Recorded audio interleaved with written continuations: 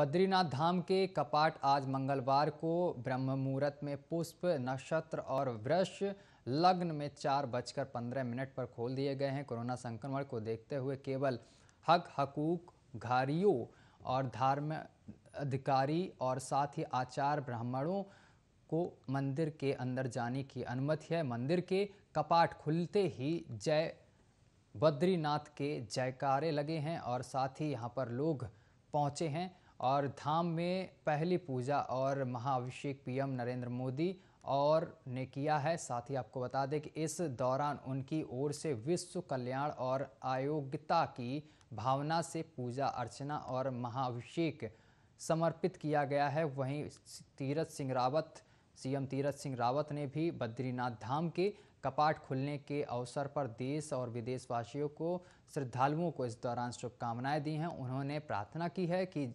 जल्द ही विश्व कोरोना महामारी से मुक्त हो सकेगा। उन्होंने कहा है कि कोरोना महामारी के कारण 4 धाम यात्रा स्थगित कर दी गई है और ऐसे में मैं सभी से प्रार्थना करता हूं कि लोग घर में रहकर ही पूजा करें।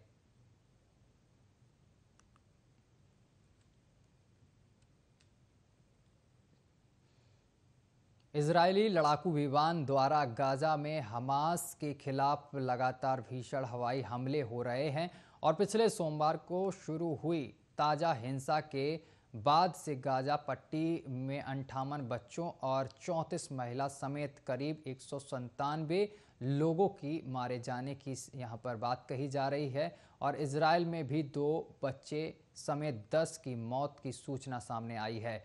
सोमवार तकड़े आपको बता दें कि करीब 10 मिनट तक हुई धमाकों से गाजा शहर का उत्तरी से दक्षिणी का इलाका थर्रा उठा और एक बड़े इलाके पर हुई बमबारी पिछले 24 घंटे में सबसे भीषण रही और इस हवाई हमले में दक्षिणी गाजा सिटी के बड़े हिस्सों को बिजली पहुंचाने वाले एकमात्र संयंत्र से बिजली की एक लाइन भी क्षतिग्रस्त हो गई है। वहीं इजराइल ने हमास आतंकियों पर यह कार्रवाई उसके कई कमांडरों के घरों को निशाना बनाकर करने का दावा किया है और इस सबके बीच आपको बताते चले कि सालों से नहीं रहने लायक गाजा आखिर इजराइल से कैसे युद्ध कर रहा है और इस युद्ध में कौन देश उसकी मदद कर रहे हैं।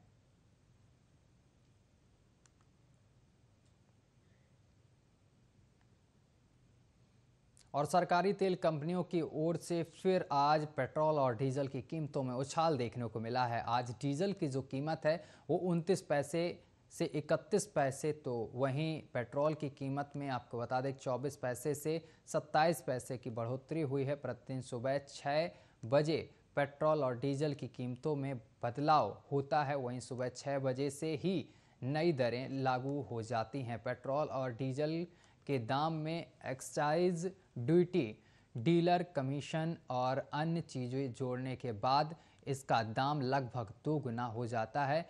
इन्हीं मानकों के आधार पर पेट्रोल रेट और डीजल रेट रोज तय करने का काम तेल कंपनियां करती हैं। डीलर डीजल पेट्रोल पंप चलाने वाले लोग हैं और वे खुद को यहाँ पर खुदरा कीमतों पर उपभोक्ताओं के अंत को करो और साथ ही अपने स्वयं के मर्जी से जोड़ने के बाद पेट्रोल बेचते हैं। वहीं पेट्रोल रेट और डीजल रेट में अब फिर से एक बार तेजी देखने को मिली है।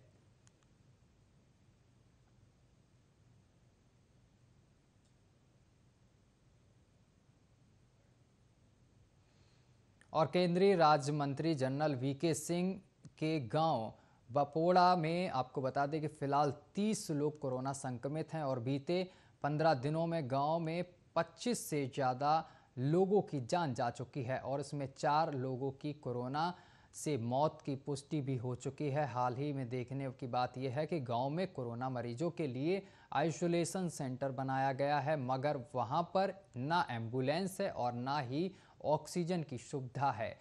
सुविधा के नाम पर केवल कुछ टैबलेट और 10 बेड हैं।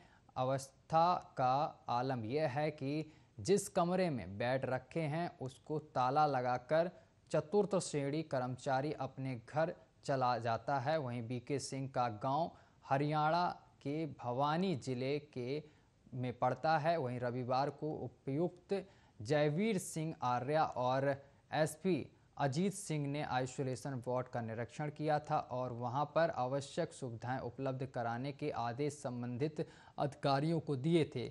उपायुक्त के दौरान आपको बताते चले कि रविवार को वहां पर एम्बुलेंस भी तैनात की गई थी और मगर सोमवार को यहां पर हालत बिल्कुल उल्टी मिली।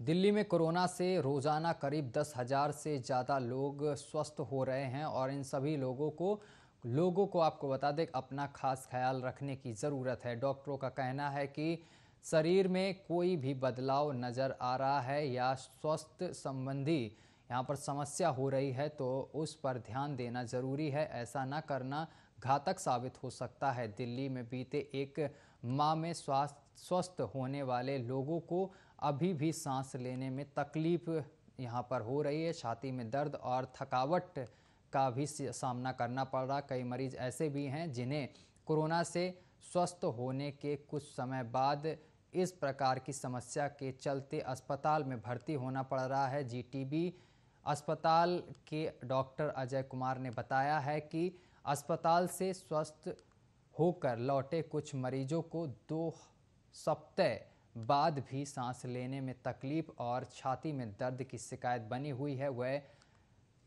यहाँ पर टेली मेडिसिन के माध्यम से ऐसे मरीज का इलाज कर रहे हैं और उन्होंने बताया है कि कुछ मरीजों को हृदय संबंधी समस्या भी हुई है और इसमें एक मरीज को जीबी पंत अस्पताल में भी भर्ती कराया गया था। वहाँ राजीव गांधी अस्पताल के एक डॉक्टर ने बताया है कि स्वस्थ हुए कई लोगों को अलग अलग प्रकार की समस्या हो रही है। इन लोगों को पोस्ट कोविड केयर के विषय में अभी जानकारी दी जा रही है।